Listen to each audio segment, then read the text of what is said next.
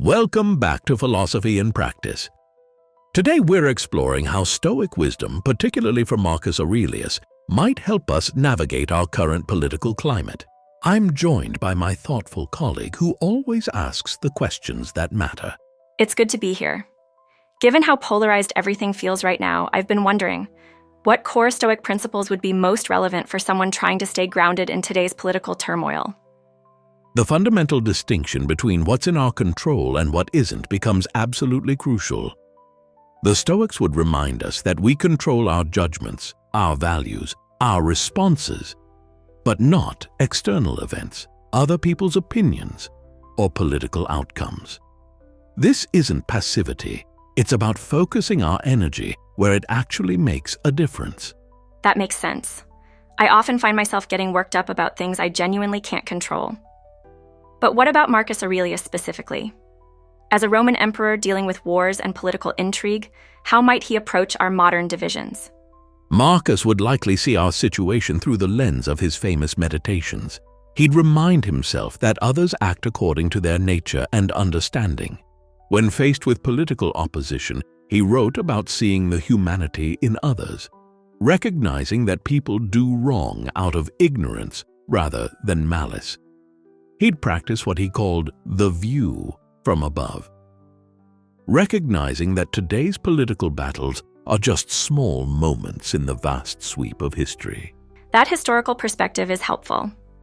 But in the heat of an actual political argument, what practical techniques could someone use to maintain Stoic calm? First, the pause. Before responding, take a moment to remember that your goal isn't to win the argument, but to act with virtue.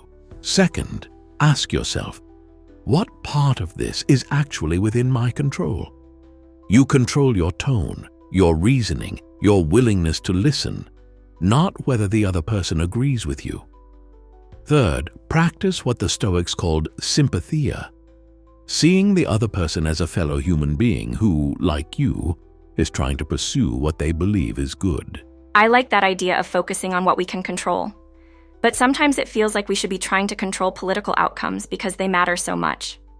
How do Stoics reconcile caring about politics with recognizing our limited control? Excellent question. The Stoic approach isn't indifference, it's engaged detachment.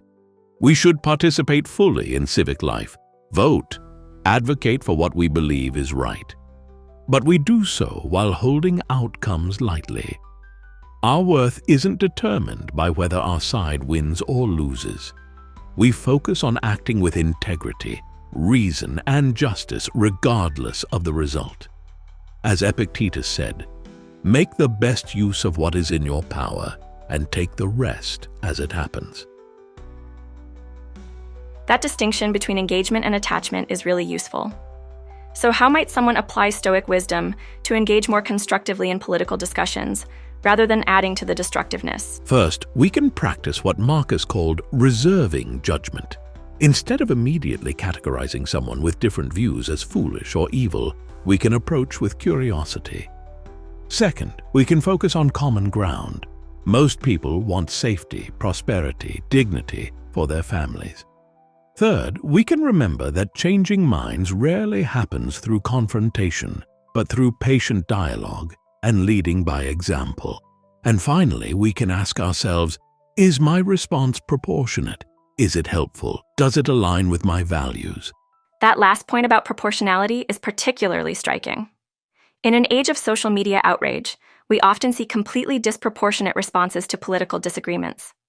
Precisely. The Stoics would see this as a failure of reason.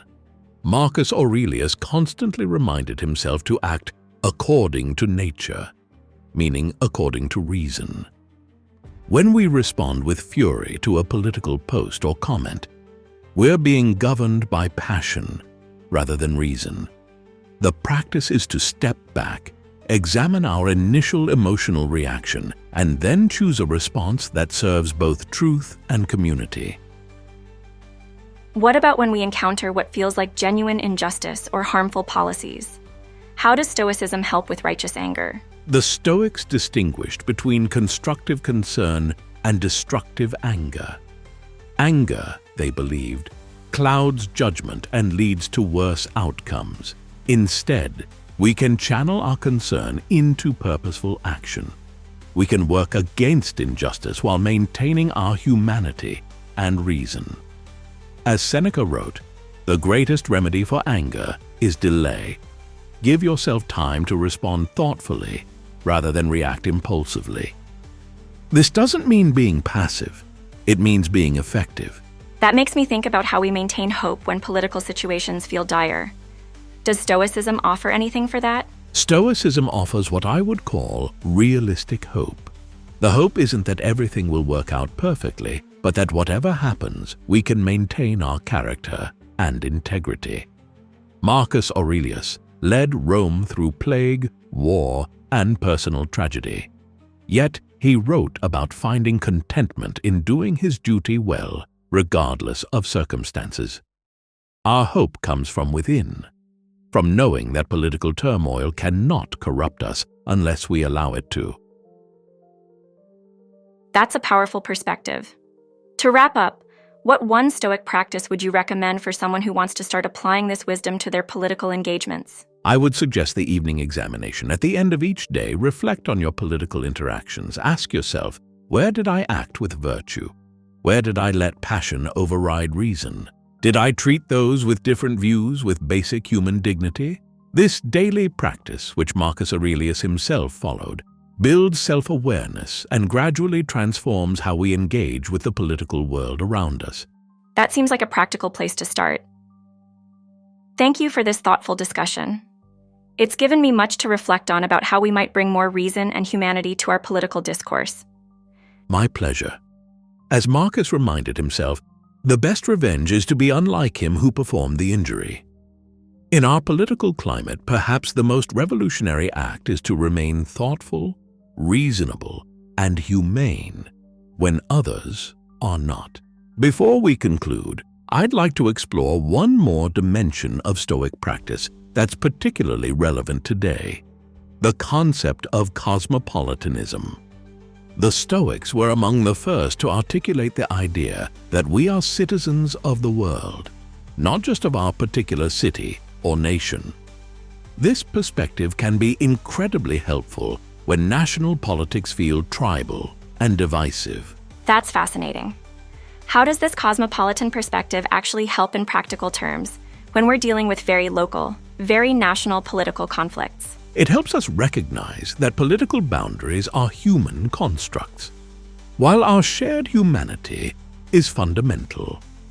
When we see ourselves as world citizens first, we're less likely to fall into us versus them thinking. We can appreciate that people in other countries face similar political challenges and that solutions often require global cooperation. This doesn't mean abandoning national concerns, but rather placing them in a broader context that tempers nationalist fervor with human solidarity. That makes me think about how we can apply Stoic principles to international relations and global challenges. Are there specific practices for maintaining perspective when dealing with complex global issues? Absolutely. The Stoic practice of the view from above becomes even more powerful here.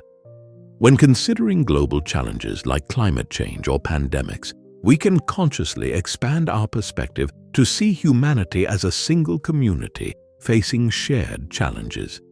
We can also practice what modern Stoics call negative visualization, not in a pessimistic way, but to appreciate the global cooperation that does exist and to prepare ourselves mentally for the work ahead without being overwhelmed by the scale of the problems.